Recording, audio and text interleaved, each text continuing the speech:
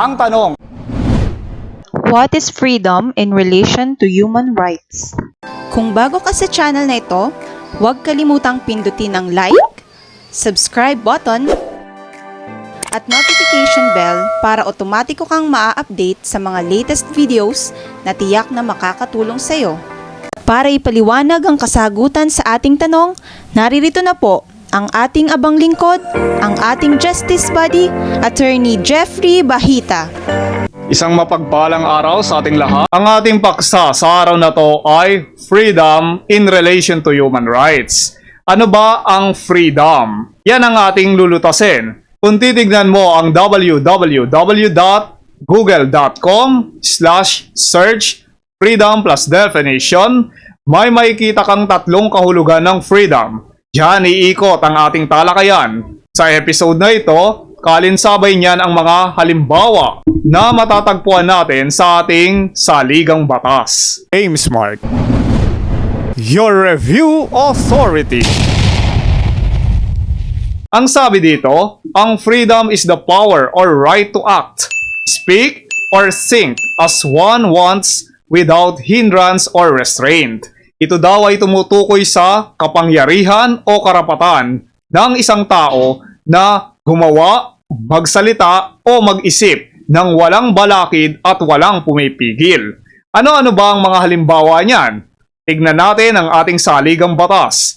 Under Article 3 of the 1987 Constitution of the Republic of the Philippines, makikita natin dyan ang isang halimbawa ng freedom to speak. Under Section 3, Paragraph 1, the privacy of communication and correspondence shall be inviolable. Pansinin natin ang mga katagang may salungguhit. Privacy of communication and correspondence. Ibig sabihin, ito ay tumutukoy sa ating pakikipag-usap sa ibang tao. Meron niyang privacy. Ibig sabihin, malaya kang makapagsasalita dahil alam mo na nirerespeto ang privacy of communication, na hindi basta-basta makakarating yan kung kani-kaninong mga tao na hindi naman dapat makarating. Ang sabi pa nga sa paragraph 2, any evidence obtained in violation of this or the preceding section shall be inadmissible for any purpose in any proceeding. Ibig sabihin, kahit na anong ebidensya ang makukuha pagdating sa paglabag dito sa privacy of communication and correspondence ay hindi tatanggapin bilang ebidensya laban dun sa nagsalita. Kaya yung nagsalita ay may freedom or kalayaan na magsabi kung ano man yung gusto niyang sabihin dun sa isang tao nang hindi siya nangangamba na pwedeng gamitin yun laban sa kanya. But then again, ito ay pangkalahatang alituntunin or general rule. Dahil meron tayong mga provided na exception dyan. Ames Mark, your review authority. Ang sabi pa dito sa Section 4, isa rin tong halimbawa ng freedom to speak. No law shall be passed abridging the freedom of speech, of expression, or of the press. Dito makikita natin na ang tao ay may karapatang magpahayag ng kanyang mga saloobin, freedom of speech, expression, or of the press. Yan ay pinapangalagaan or pinoprotektahan ng ating saligang batas. Freedom to speak. Ames Mark, your review authority.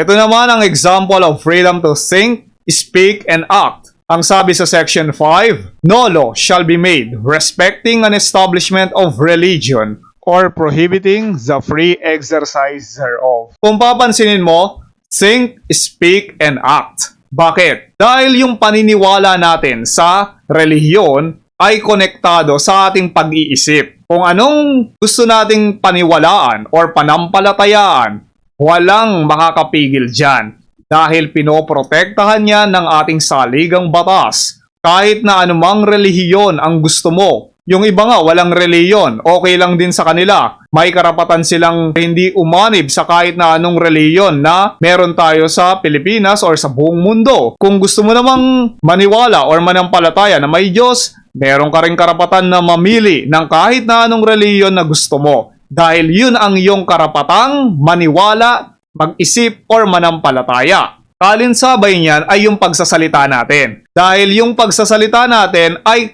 nakadugtong kung ano yung paniniwala natin. At ganun din yung ating paggawa. Kung mapapansin nyo, establishment of religion. Pag sinabing establishment, yan yung pagbuo ng isang reliyon. Kaya nga kung papansinin mo, sa ating bansa na lamang, napakarami ng reliyon.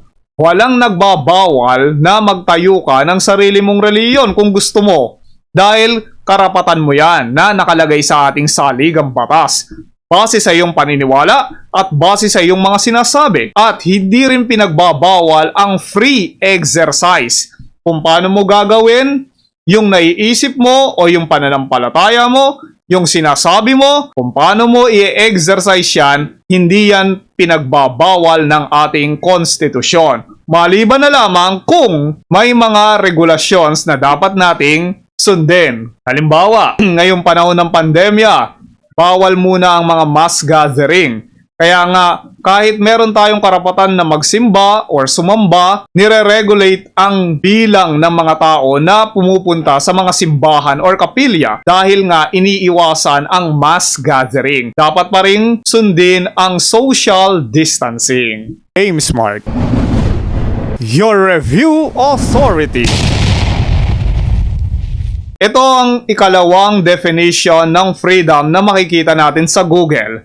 It is the absence of subjection to foreign domination or despotic government. Dalawang punto ang nandito sa definition na to.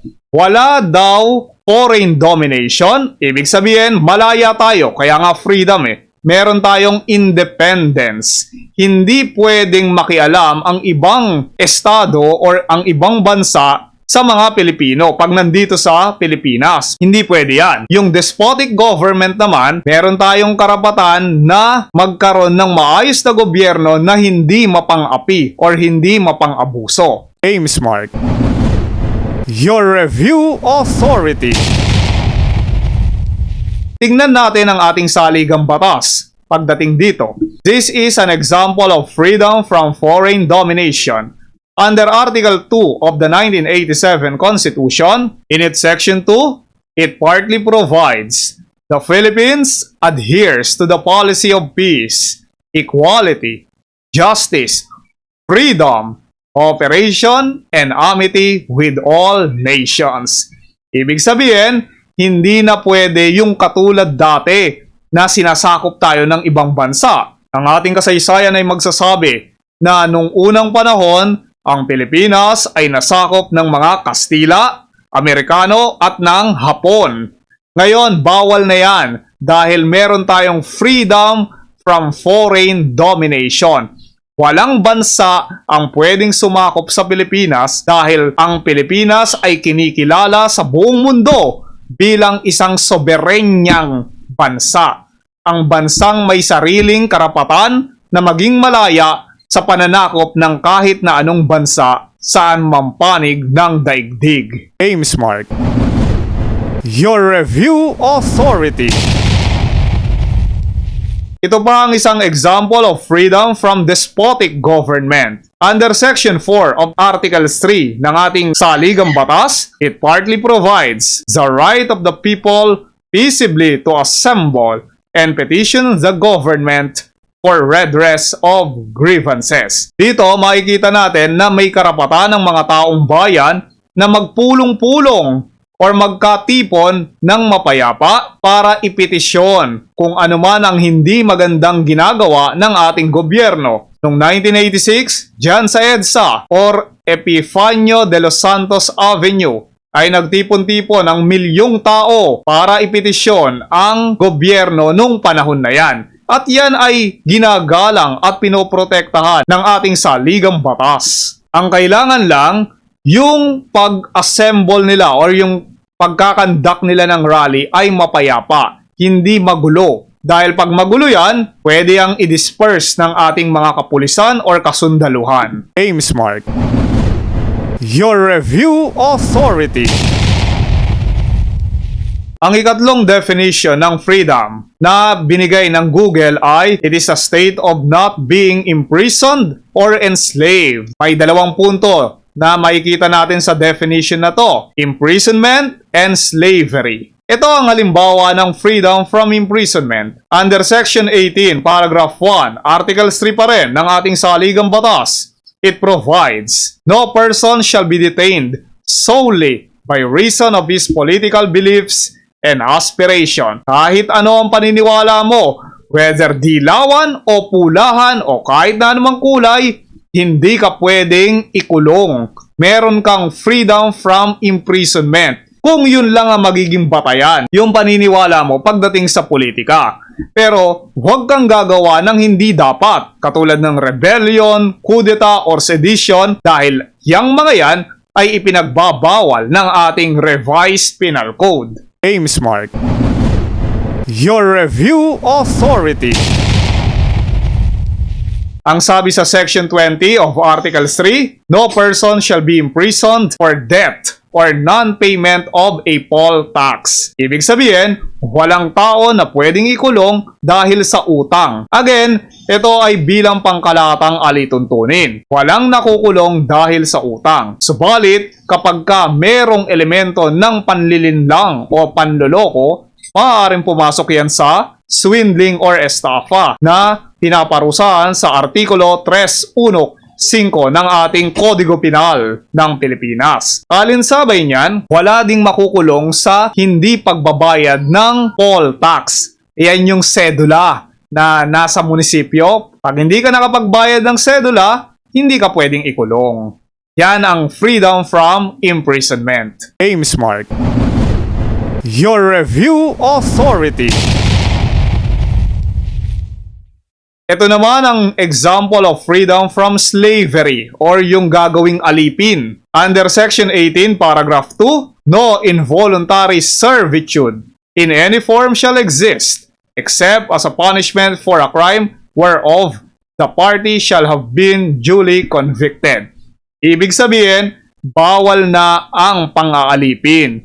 Hindi pwede ang involuntary servitude sa kahit na anong forma o paraan. Dahil ang tao ay hindi alipin. Hindi mo pwedeng gawing alipin yan. Hindi mo pwedeng pilitin ang isang tao kung ayaw niyang gawin. Dahil yan ay forma ng pang-aalipin na pinoprotektahan ng ating saligang batas. Nabitin ka ba sa ating talakayan?